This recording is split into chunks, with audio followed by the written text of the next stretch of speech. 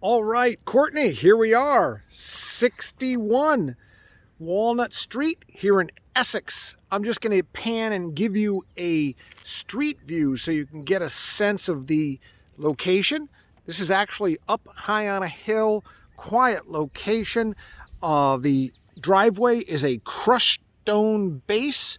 You've got your classic farmhouse colonial here with that front porch. Our taxes are $3,806.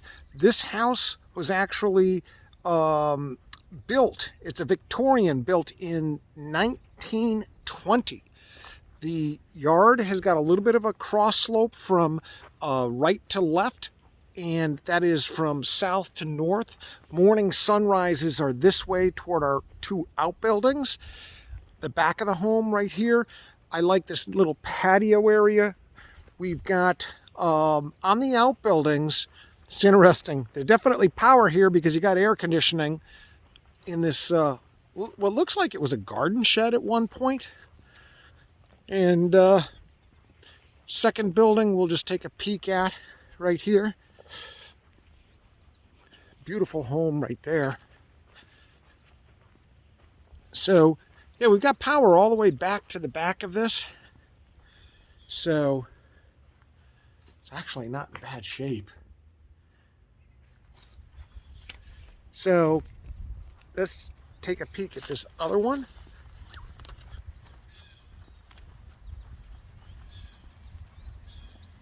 This one here, similar situation. It's not in the best shape, but a couple of outbuildings that are sitting there. Maybe you could repurpose them. Roof's in great shape. Chimney also looks to be in great shape. We've got architectural shingles on the top of the main roof there. They look to be in great shape, relatively young, less than midlife. The chimney crown is in good shape. The trim is fairly decent. I've got a little bit of peeling paint right there. You can see the peeling paint at that location. But let's see what this house has to offer. I was in the area and figured I'd check and see if I could get in, and luckily I could. Looks like I've got a sump pump discharge on that white pipe right there. I've also got central air conditioning. But let's take a peek here.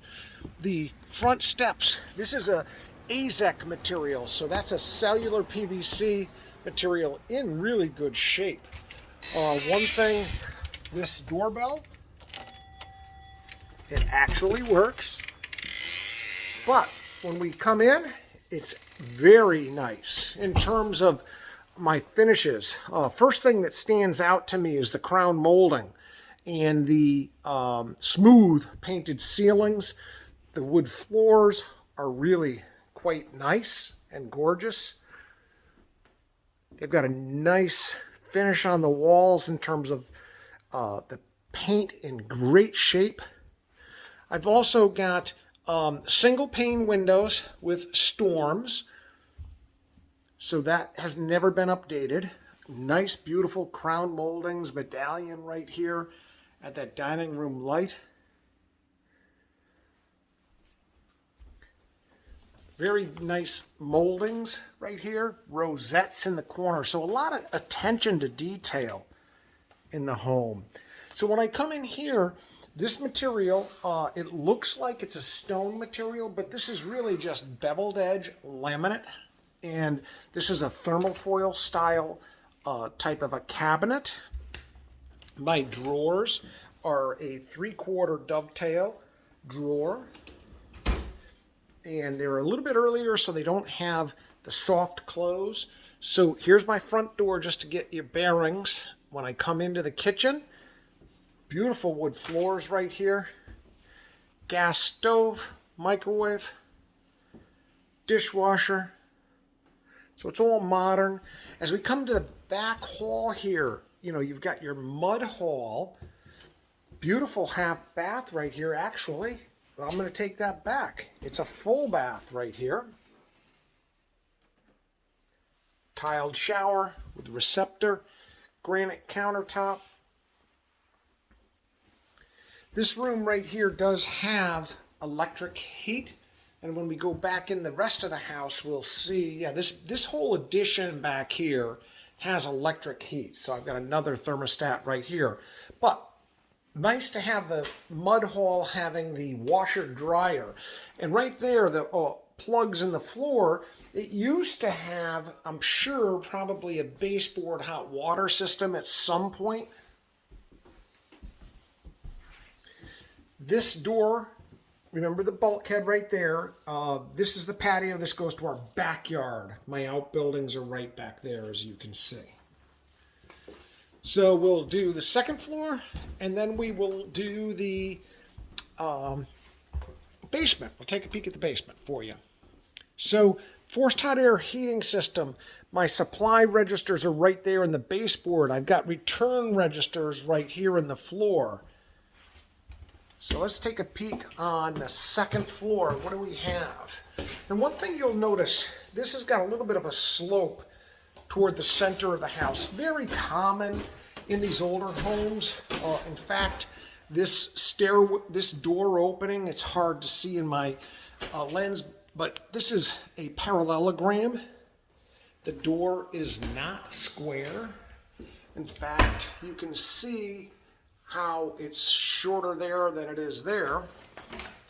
Pull it shut and then you can get a sense of that. So it's been like this for many, many years. Nothing wrong with it. So small bedroom or office right here.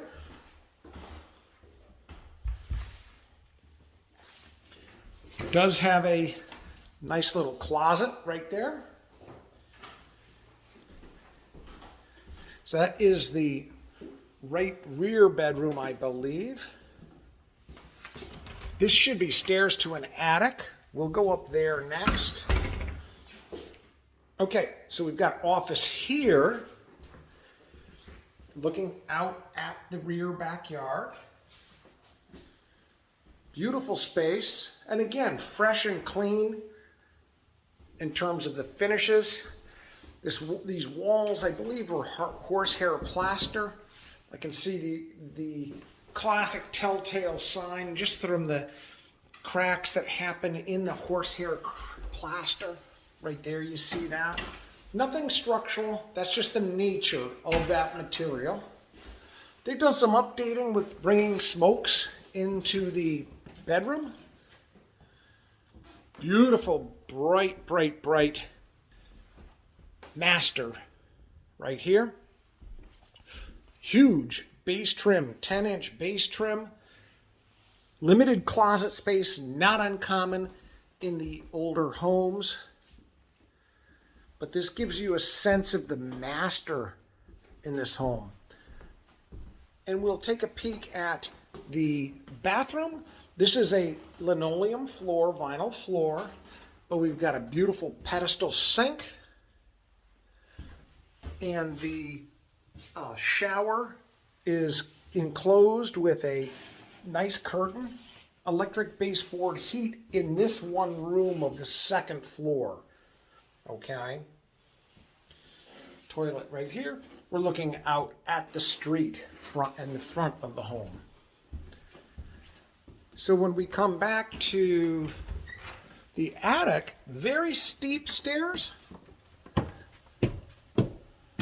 Feel like you're in a boat. Looking to the backyard right there. But this space could actually be finished off. In fact, the bath fan, it looks like it is the bath fan, actually got disconnected. Here's my connection right there through the roof. So that's just one minor little detail that needs to be attended to.